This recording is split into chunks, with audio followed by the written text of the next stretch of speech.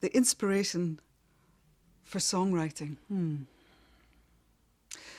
I think it starts with this capacity to respond to sound, to rhythm, to melodic line, to chordal progressions. And also at the core of it is something about needing to express something. I think that human beings are like sponges for all the externals that are affecting them.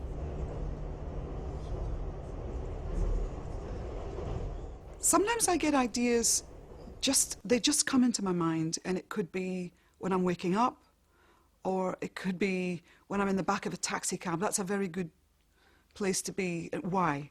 Or the back of a train. Why? Because I think you're just sitting there and there's a moving landscape around you where you're able to sort of be introspective, almost going into the dream world, but not quite. I'm checking out of the logical world and I'm moving into another kind of consciousness. It's brilliant. And as part of a duo with a man, with Dave Stewart, I was trying to figure out, how do I present myself, who are we, And we were very inspired by Gilbert and George and the performance, amazing performance artists at the time. I loved the sense that when I stepped on stage, there was an ambiguity. Can I say about my gender or my sexuality? I'm not sure. It's very easy to say, she must be gay.